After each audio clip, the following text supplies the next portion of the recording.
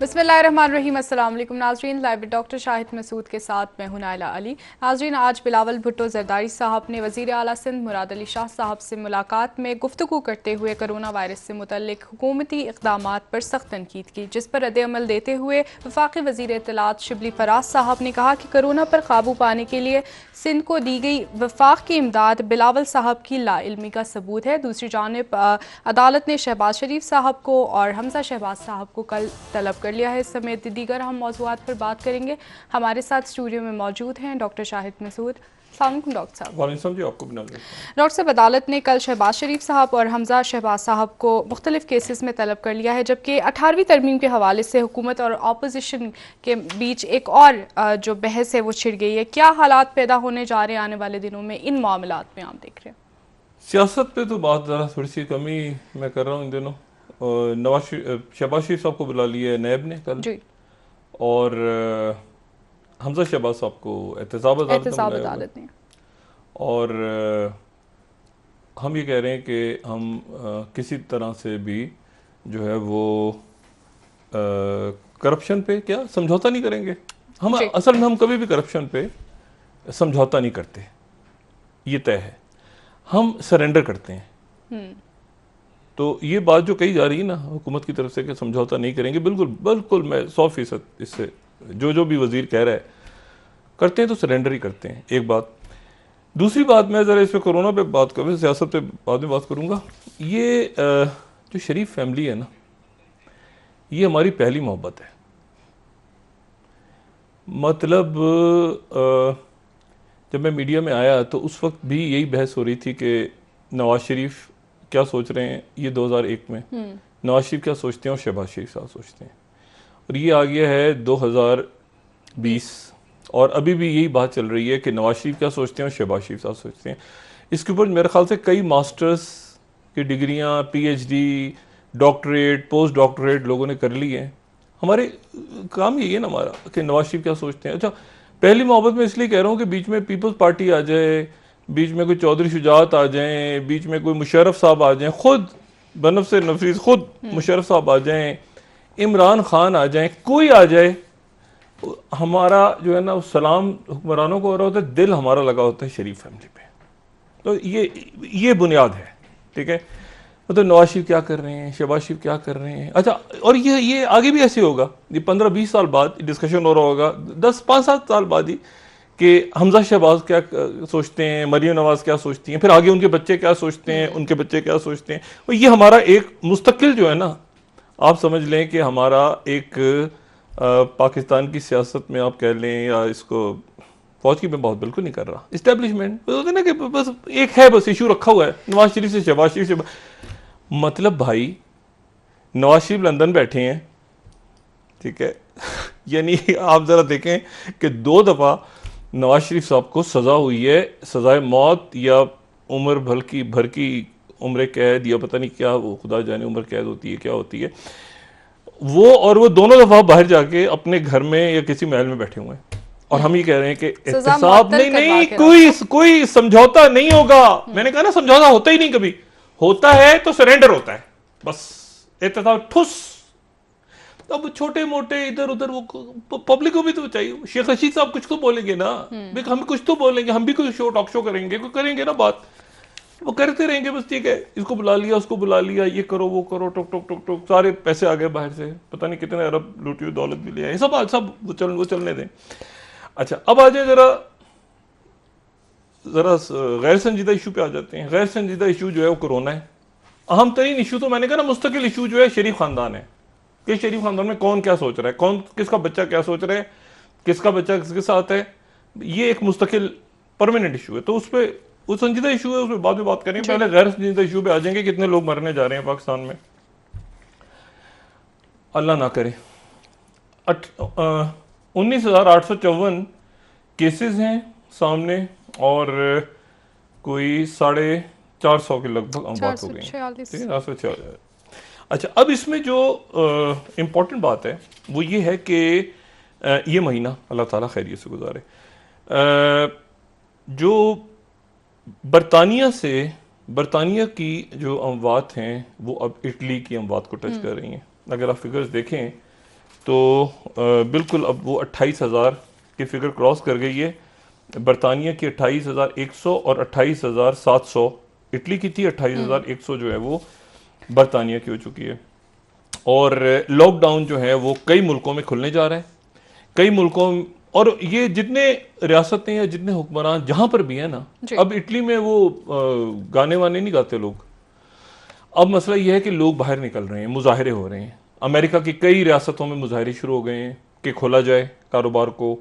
और यूरोप के अंदर मुजाहरे हो रहे हैं,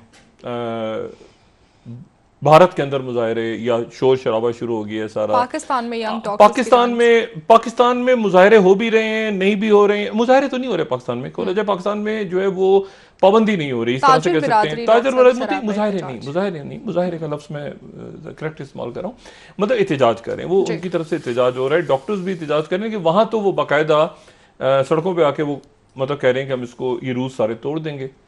अच्छा, यूरोप में और बाकी जगहों पे अब इससे मैं एक थोड़ी सी अगर चंद मिनट है तो मैं एक बात को आगे बढ़ाता हूं। एक तो ये है कि एक नई तवील जंग का आगाज हो रहा है, नई और तवील जंग। और ये जब बर्लिन वॉल गिरी थी ना, तो ये मैं अपनी एक थोड़ा सा थीसिस, एक अपना नजरिया इस प्रोग्राम में बिल्ड करने की कोशिश कर रहा हूं और इसको करता भी रहूंगा, लगे भी रहूंगा इसके पीछे। जब बर्लिन वॉल गिरी थी, सोवियत यूनियन के साथ सर्द जंग खत्म हो गई थी, तो उस वक्त ये किताब आई थी क्लैश ऑफ सिविलाइजेशन। और क्लैश ऑफ सिविलाइजेशन जो किताब थी, उसके अंदर जो हंटिंगटन की थ्योरी थी वो यही थी कि जी अब अमेरिका जो है और जो वेस्ट है वो एक नया दुश्मन उसके सामने खड़ा होगा। और वो जो नया दुश्मन है वो सकाफती बुनियादों पे, वो नजरियाती बुनियादों, जो भी था उनका उसका इशारा जो था वो था इस्लाम की तरफ। वहीं से फिर जुमले निकले, रेडिकल इस्लाम, एक्सट्रीमिज्म, रेडिकलिज्म, ये वो सारा। और ये इसके ऊपर जॉर्ज बुश साहब भी आगे बढ़े, टोनी ब्लेयर भी आगे बढ़े, ठीक है। और इसके ऊपर फिर बाकायदा एक पूरा प्रोसेस हुआ, थिंक टैंक्स के अंदर बाकायदा किताबें लिखी गई, रिसर्च होती गई, सब कुछ होता गया और जंगें छिड़ी, ठीक है। अफगानिस्तान, इराक, लीबिया तहस नहस हो गए, बेशुमार मुल्क। पाकिस्तान ने बड़ी जंग लड़ी, एक वॉर ऑन टेरर के खिलाफ, so called war on terror. अच्छा, अब जो है वो ये खत्म हो रहा है सिलसिला। यानी वो जो जितने भी थिंक टैंक्स थे, जितने भी अखबारात थे, जितने भी, और वही चेहरे जो 2001 से पहले नजर आते थे और 2001 में एग्जैक्ट नजर आते थे, उनके अब जो तोपों के दहाने हैं वो मुड़ गए हैं इस्लाम से और वो चले गए हैं चाइना की तरफ। और ये ट्रेड वॉर और उसके बाद ये चाइना वायरस और फिर उसके बाद ये 5G जब आएगा, और अब जो नया दुश्मन है वो है चाइना। और चाइना, जो मैंने कल भी बात की थी कि चाइना सबसे पहले निकल के आ रहा है माशी दबाव से जी। और माशी दबाव से जब वो निकल के आ रहा है, तो ये जो 34 ममालिक जिनका डेविड मिलीबैंड ने जिक्र किया था, इनमें से अक्सरियत जो है वो अफ्रीका में है। और ये बात बड़ी इंटरेस्टिंग है अफ्रीका के हवाले से कि अफ्रीका जो है वो वहाँ पर वो कह रहे हैं ना कि बहुत सारे मुल्क ख़त्म हो जाएंगे। 34 ममालिक की बात कर रहा है, मगरबी थिंक टैंक्स कर रहे हैं। सन 2000 से 2017 तक 143 बिलियन डॉलर्स अफ्रीका को दिए हैं चाइना ने बहैसियत कर्जा। ठीक, अफ्रीका को, जो मुल्क कोलैप्स होने जा रहे हैं। मैं आपको बता रहा हूं कि चाइना इस वक्त एक पूरी एक सुपर पावर बन के सामने आ रहा है और अगली जो जंग है वो हो रही है अमेरिका और चाइना के दरमियान, जिसमें रशिया चाइना के साथ होगा। ठीक, ठीक है, सही। अच्छा, अब इसमें अफ्रीका के मुल्क ममालिक जो मर रहे हैं, जहां पे गुर्बत है, जहां पे अफलास है, पीने का पानी नहीं है, और जहां पे 1.3 अरब आबादी है, वहां पर वो ये कह रहे हैं कि हमें 100 बिलियन डॉलर्स और दे दिए जाएं, जिसमें से 44 बिलियन कर्जों की वापसी है जो कि चीन को देने हैं। चीन का कर्जा है, IMF नहीं है, चाइना है। और 50 अरब डॉलर्स वो कहते हैं कि हमें अगले साल के लिए दिया जाए। और ये ध्यान में रखें कि बहुत बड़ी बेसिस युगांडा के अंदर बड़ी इन्वेस्टमेंट्स हैं, एंगोला में बड़ी इन्वेस्टमेंट्स हैं, नाइजीरिया में बड़ी इन्वेस्टमेंट्स हैं चाइना की। तो चाइना अफ्रीका के अंदर बहुत बड़ा उसका कहते हैं ना फुटप्रिंट मौजूद है। ठीक। अच्छा, एक खबर जो है आज बड़ी इंटरेस्टिंग है, और वो खबर जो आई है वो मेरे ख्याल से इंडियन डिफेंस रिसर्च विंग है कोई या क्या, जरा इसको बड़ा कीजिएगा प्लीज, ये इंपॉर्टेंट खबर है।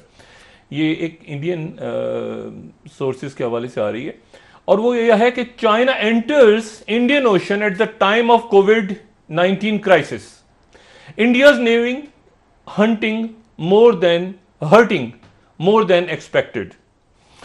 उस वक्त में जबकि कोविड का प्रॉब्लम भारत को घेरे हुए है, तो वही और बहुत ज़्यादा माशी क्राइसिस है जी। तो इतलात ये आ रही हैं कि Chinese military of national defence जो है MND, उन्होंने 690 नेवल पर्सनल जो कि उनके टास्क फोर्स के मेंबर हैं पीपल्स लिबरेशन आर्मी के, वो गल्फ ऑफ एडन, ठीक है, जो जहाँ पे बहुत ज़्यादा मौजूदगी है इंडियन प्रेजेंस वहाँ काफ़ी ज़्यादा है, वहाँ पर वो अपने डिस्ट्रॉयर्स लेके और शिप्स एंड वेसल्स के साथ वो उस रीजन की तरफ बढ़ रहे हैं। और इसको प्लान का नाम इसलिए दे रहे हैं कि पीपल्स लिबरेशन आर्मी नेवी, ठीक है ना, तो आर्मी नेवी तो वेरी प्लान कहलाता है। अच्छा, और साथ ही ये सोमालिया के साथ ये वो जगह है जहाँ से दिसंबर 2008 में चला गया था चाइना, वहाँ पर चाइना के जो बहरी बेड़े हैं वो वहाँ पहुँच रहे हैं। और उसके बाद वो ये बात भी इसी रिपोर्ट में है कि ये बिल्कुल जो 2005 में एलन हैमिल्टन ने एक रिपोर्ट बनाई थी जिसमें उसने कहा था कि स्ट्रिंग ऑफ पर्ल्स से मुराद ये है कि मोतियों की सूरत, पर्ल्स मोती, तो स्ट्रिंग ऑफ पर्ल्स के वो मोतियों की सूरत चाइना मुख्तलिफ बंदरगाहों के ऊपर अपनी प्रेजेंस बना रहा है। कंटेनमेंट ऑफ चाइना की जगह, चाइना के घेराव की जगह कंटेनमेंट ऑफ इंडिया होने जा रहा है। ठीक। और इस पे बड़ी बड़ी चीखें वीखें निकाली गई थी, बड़ा शोर उठा था पूरी दुनिया में, क्योंकि उन्होंने कौन कौन सी बेसिस ली थी। ये बहरे हिंद है, ये पैसिफिक में तो वो छाए हुए हैं ना, पहले पैसिफिक में मौजूद है, अमेरिका भी है वहां पर क्या खेल होने जा रहा है। लेकिन ये हम अपने इर्द गिर्द की बात कर रहे हैं। ये शुरू होते हैं जनाब जिबूती से, जो कि अगर उस पर दिखा दें, अगर हमारे पास मैप है, अदरवाइज इसी को रहने दें, मैप पे चले जाएं तो ज़्यादा बेहतर है, कोई किसी भी मैप पे।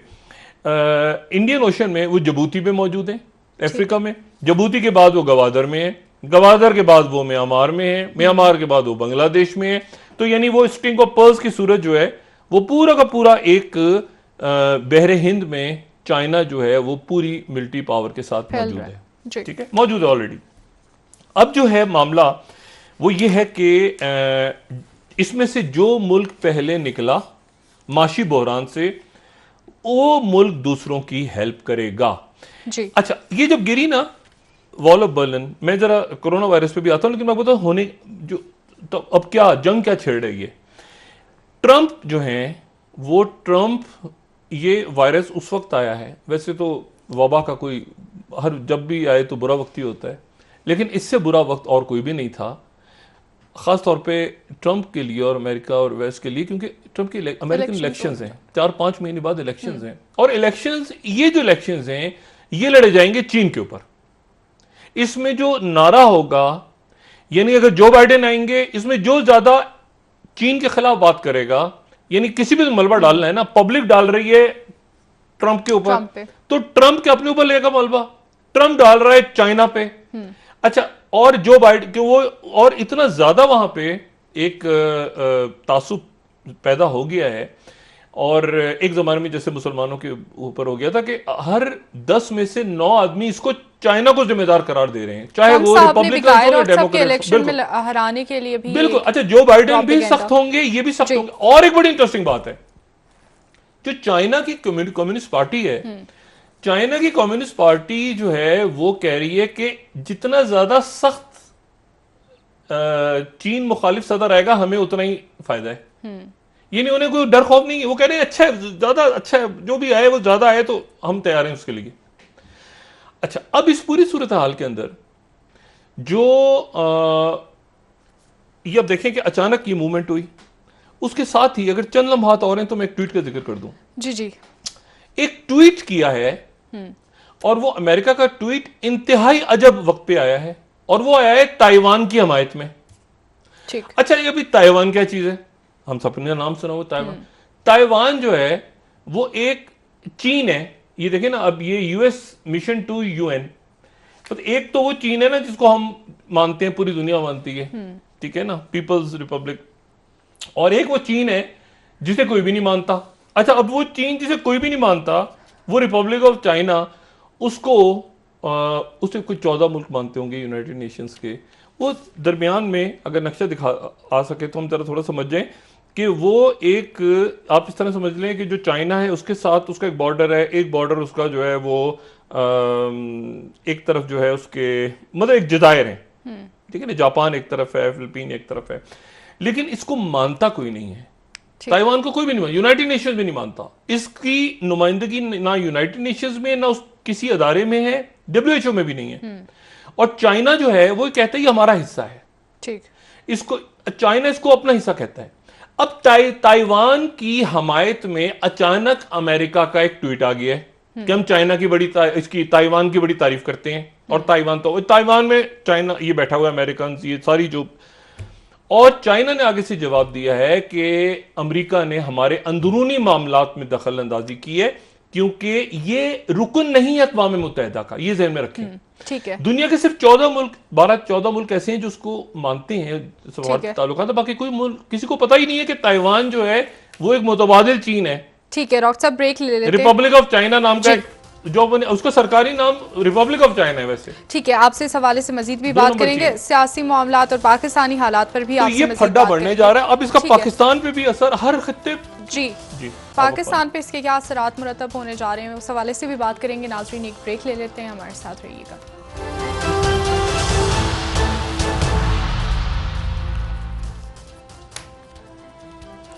वेलकम बैक नाज़रीन। जी डॉक्टर साहब, ब्रेक से पहले आपने बात की कि कोरोना वायरस के बाद के हालात में नई जंगें शुरू होने वाली हैं और वो जंगें ज़्यादा तवील होंगी, तो क्या आप समझ रहे हैं कि पाकिस्तान पे उन जंगों के क्या असरात मुरतब होने जा रहे हैं? नहीं, जंग तो शुरू हो चुकी है ना, यानी अब जंगों का तो तरीका डिफरेंट है। जंगों में ये नहीं है कि आप जाके सिपाही लड़ रहे हैं और टैंकों से ही जंगें हो रही हैं और मिसाइल्स फायर हो रहे हैं जी।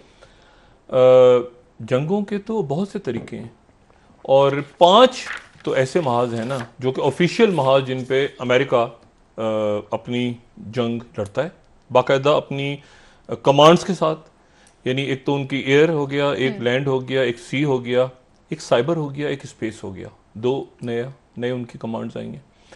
और अब जो है, जो मैंने कल भी बात की थी, मैं दोबारा ये बात अपनी दोहरा रहा हूँ कि आने वाले दिनों में अमेरिका बहुत सारी जो बेसिस हैं पूरी दुनिया में, बेसिस के ऊपर $10 बिलियन खर्च कर रहा है अमेरिका आज के दिन।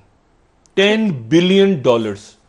और ये वो बेसिस हैं जो कि ऐसी जगहों पे मौजूद हैं जहां पे कोई रहना नहीं चाहता। आपको सुसाइड किए लोगों ने, बहुत सारे अमेरिकन जो सिपाही हैं वो साइको बन गए हैं इतने सालों में, रह के कोई अफ्रीका में पड़ा हुआ है, कोई इराक में पड़ा हुआ है, कोई जो अफगानिस्तान बैठा हुआ है, वो 10 फेरे उसने लगा लिए हैं, वो मतलब अजीब मामलात हैं।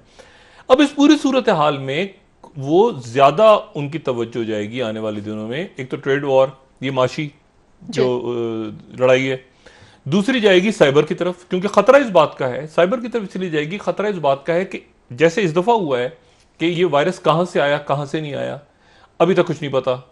आया तो चाइना से ही, और मुमकिन है चाइना बहुत सारी बातें ना बता रहा हो दुनिया को, हमें भी ना बता रहा हो, लेकिन बहरहाल ये कि जो भी कुछ है, अब मामला तो ये है ना कि माशी तौर पर आगे कौन निकलता है।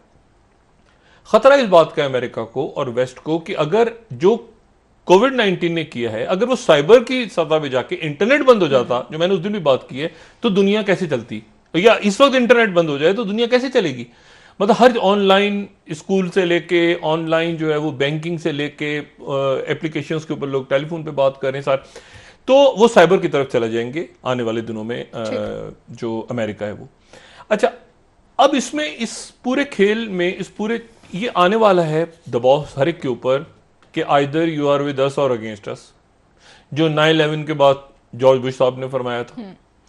अच्छा, तो अब ऐसा मुमकिन नहीं होगा आने वाले दिनों में बहुत से ममालिक के लिए, बशमूल पाकिस्तान, बशमूल मशरिक़ वस्ता के कई ममालिक।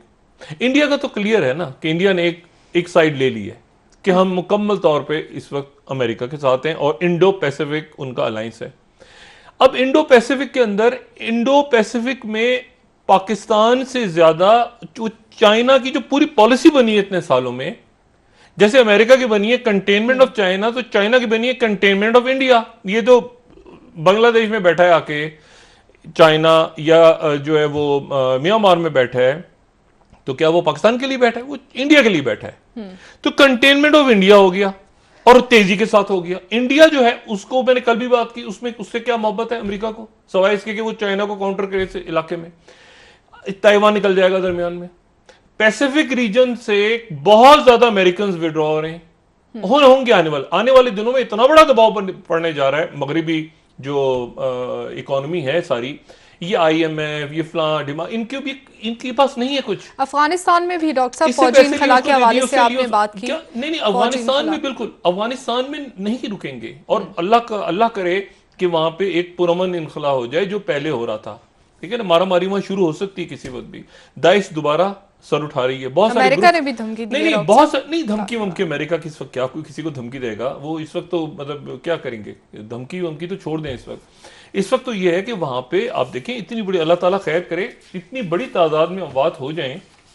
मतलब क्या अमेरिका जो है वो 67,000 डेथ्स के साथ, इतनी डेथ के साथ, और ये आज की फिगर है। तो और ये हफ्ते बाद क्या होता है, 10 दिन बाद क्या होता है, दुनिया में क्या होता है, पाकिस्तान में हम नहीं जानते। हम तो खैर की दुआ कर रहे हैं, लेकिन इतनी बड़ी अमवात। अब वो कह रहे हैं ये वो अमवातें जितनी वियतनाम में हुई थी। ओ भाई, वियतनाम में 10 साल में हुई थी इतनी अमवात। 10 साल के अरसे में इतनी अमवात हुई थी जितनी 4 हफ्तों में हो गई हैं। तो बात यह है कि वहां पर एक बड़ा बहरान पैदा हो गया है। और वहां के गवर्नर्स और बाकी लोग, आपको पता है इटली खुलने जा रहा है, लेकिन वहां पे जो दुकानदार हैं, जो छोटे बिजनेसमैन हैं, उन्होंने जाके अपनी चाबियां देनी शुरू कर दी हैं मेयर्स को कि नहीं खोलोगे तो हम ये हमारे कारखाने तुम चलाओ। तो प्रेशर बिल्ड हो रहा है पूरी दुनिया में। अब इस दुनिया को रेस्क्यू कराने के लिए कौन सी कुव्वत तैयार खड़ी है? वो खड़ा है चाइना। चाइना इस दौरान जब ये सारा फड्डा पड़ा रहा, तो चाइना जब चल पड़ा गुजरे चंद दिनों से, तो चाइना तेल कहां से ले रहा है? रशिया से। देखिए ना, ये गल्फ कंट्रीज ने जो फड्डा डाला था रूस के साथ, अब ये तो अच्छा है कि सऊदी अरेबिया की सुलह हो गई, लेकिन रशिया का तेल तो बिक रहा था, क्योंकि यूरोप बंद हुआ तो रशिया ने चाइना को तेल देना शुरू कर दिया। रशिया वैसे, और रशिया के पास, रूस के पास, पुतिन के पास 550 बिलियन, 550 बिलियन डॉलर्स पड़े हैं कि उनका मुल्क किसी वक्त क्राइसिस में आ जाएगा ना, रेनी डेज के कोई प्रॉब्लम के दिन हो, तो 550 बिलियन डॉलर रखे हैं उन्होंने। जब तेल की कीमतें बड़ी ऊंची थी, जब सारे इतने अरसे, वो सारा कहते हो ना, लास्ट लाफ के लिए बैठा हुआ पुतिन, सिगरेट सुलगाएगा अपना सिगार। अब और आपको पता है कि वो पहले पुतिन मशरिक वस्ता में आ चुके हैं, बैठे हुए हैं। और मशरिक वस्ता में कैसे आए हैं वो? सीरिया उनके बगैर चलनी, सीरिया के अंदर वो मौजूद हैं, लीबिया के अंदर वो उनकी स्टेक है, तुर्की के अंदर तैयब एर्दोगन की बगावत अगर रशिया सपोर्ट ना करता और ना बताता कि आपके खिलाफ बगावत होने जा रही है, तो तुर्की के अंदर बगावत जो है वो उसकी, तो तुर्की तो खुल के कहता रहा है कि ये गिलन ने बैठ के अमेरिका से की, इल्जाम लगाता रहा है जी। अब बात यह है कि अब इस पूरी सूरत हाल में रशिया तो ऑलरेडी मौजूद है और अब ये चाइना घुस रहा है माशी तौर पे। अच्छा, माशी तौर पे चाइना इतना मजबूत है कि वो इंडिया की बेशुमार जो कंपनीज हैं भारत की, वो इंतजार कर रहा है कि भारत के भी स्टॉक गिरे, वो इंतजार कर रहा है कि न्यूयॉर्क का भी स्टॉक गिरे, वो इंतजार कर रहा है कि दुनिया भर की कंपनियों के स्टॉक जरा नीचे आ जाए तो फिर हम उठा लें स्टॉक और कंपनियां खरीद लें। ठीक है, ठीक। अच्छा, और इसमें बांग्लादेश में भी गिरे स्टॉक तो हम बांग्लादेश की कंपनियां भी खरीदें, जहां जहां स्टॉक ओपन है, और फिर उसको दुनिया की मईशत को हम डॉलर से निकाल लें।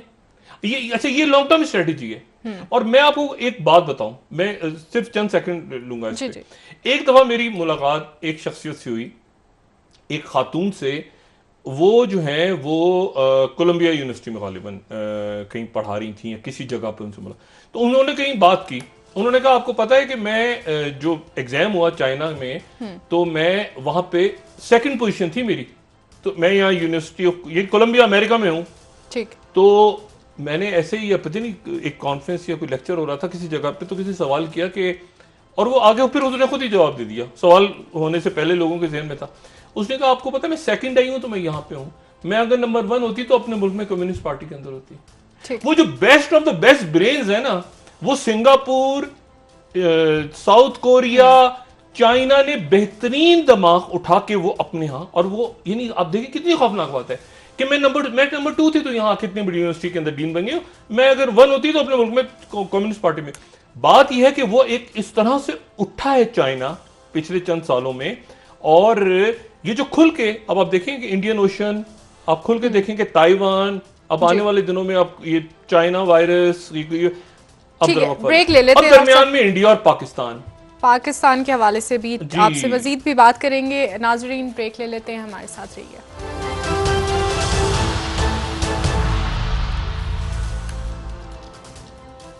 वेलकम बैक नाजरीन। जी डॉक्टर साहब, आपने ब्रेक से पहले बात की कि एक बहुत बड़ी जंग छिड़ चुकी है, क्या समझते हैं कि पाकिस्तान पे इसके असरात क्या मुरतब होने जा रहे हैं? देखिए अभी तो सब बंदियां होंगी इसमें, दो तो चीजें बिल्कुल क्लियर हैं कि इसको एक्सकलेट करेगा अमेरिका। एक्सकलेट इसलिए करेगा कि उनके इलेक्शंस में उन्होंने जाना है, और इतनी बड़ी 30 मिलियन जॉब्स के जा रहे हैं आज से, और इतनी बड़ी तादाद में लोग जानों से चले गए हैं, और उसके साथ आप उस फेज में जा रहे हैं, तो वहां से तलखी बढ़ेगी। अच्छा, जो भी ओपोनेंट भी होगा, अगर जो बाइडेन है सामने, तो जो बाइडेन भी चाइना के अगेंस्ट ही बोलेंगे, और जो चाइना के अगेंस्ट बोलेगा वो ज्यादा, लेकिन उसके नतीजे में वो पॉज बटन ही दबा रहे तो बेहतर है कि तलखी ऐसी ना बढ़ जाए, इतनी ज्यादा ना क्रॉस हो जाए कि कहीं पर आमने सामने आ जाए, खुद या कोई प्रॉक्सी। ठीक है। अच्छा, प्रॉक्सी अब इंडिया के लिए एक इशू है। इंडिया के लिए इशू है कि एक तो ये पूरी कंटेनमेंट ऑफ इंडिया हो गया इसी दौरान, दूसरी दौरान माशी तौर पे देखिए ना, बांग्लादेश जितना भी वहां पे हसीना वाजिद बैठे या कोई भी बैठे, बांग्लादेश नहीं जा सकता चाइना कुछ के, मतलब ये मुकम्मल तौर पे बहुत से ममालिक, अफ्रीका, बांग्लादेश, बाकी जो चाइना के करीब नहीं थे और जो अमेरिका या इधर उधर दाएं बाएं देख रहे थे, वो मजबूर होंगे इस बात पे। अच्छा, अब इसमें पाकिस्तान की बात आप करें, पाकिस्तान के अंदर वही वाला मामला मैंने कहा ना कि either you are with us और अगेंस्ट अस। पाकिस्तान इस वक्त एक ऐसी जगह पे है जहां बड़ी बैलेंस्ड पॉलिसी लेकर आया है, बड़ी मुश्किलों के साथ। जी। हमने भी बड़ी मुश्किलों से अपनी पहली मोहब्बत को, जैसे शरीफ फैमिली है ना, उसको नहीं भूलते हम, इसलिए हमारी पहली मोहब्बत तो है ही अमेरिका तो है ना, लियाकत अली खान साहब के दौर से। तो अब उसको पहली मोहब्बत को, मतलब इधर कुछ भी हो, चाहे एक टुक टुक टुक टुक वहां लगी रहती है, IMF फलाना दिमाग। लेकिन आने वाले दिनों में चूंकि स्ट्रेट बात होने जा रही, तो पाकिस्तान वाहिद मुल्क है जो क्लैरिटी के साथ जो है, यानी वो दरमियान में किसी वक्त कोई भी फैसला कर सकता है, बैलेंस्ड है। ठीक है, उसने सारे अंडे एक टोकरे में नहीं डाले हुए। अफगानिस्तान में अमेरिका को उसकी जरूरत है, लेकिन जो मिडिल ईस्ट के अपने मुल्क हैं, और इंडिया तो टोटल, मैं पहले भी बहुत दफा बात करते हैं कि सारे अंडे ना से अमेरिका के टोकरे में डाल दिए, ट्रम्प के टोकरे में डाल दिए मोदी ने। अच्छा, अब मसला यहां पे ये आ रहा है कि जो फौजों का होगा विड्रॉल, अल्लाह खैर करे कि ये डेथ टोल इस महीने कहां जाता है, किस मुल्क में। पाकिस्तान के अंदर हर शख्स से मुशावरत हो रही है, सवाई डॉक्टरों के, सवाई अब मेडिकल के वो जो PMA और वो डॉक्टर्स ने भी बात करना छोड़ दी, और सारा सियासतदानों के हाथ में दे दिए।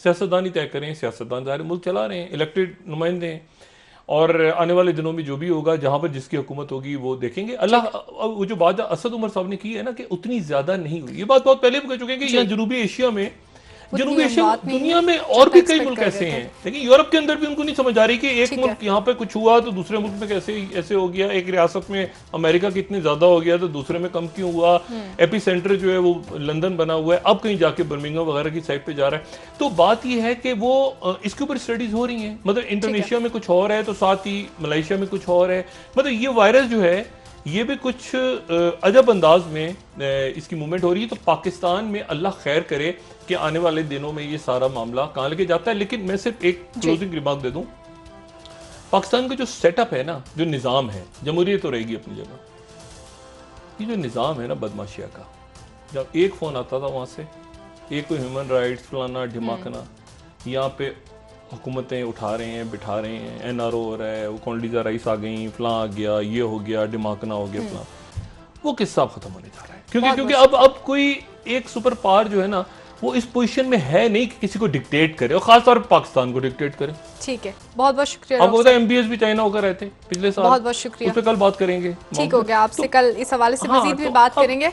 नाजरीन, प्रोग्राम का वक्त खत्म हो गया है। सिस्टम जो है ना, ठीक है, बहुत शुक्रिया डॉक्टर साहब। मगरिब मार्का जमहूरियत जो है ये सिस्टम नहीं चलेगा, ये वाला। ठीक हो गया नाजरीन, कल इंशाल्लाह दोबारा आपसे मुलाकात होगी। मुझे नायला अली को इजाजत दीजिए। अल्लाह हाफिज जी डॉक्टर साहब। अपना दोस्तों रिश्तेदारों गिरदोनवा के लोगों का सब ख्याल रखिएगा। अल्लाह हाफिज।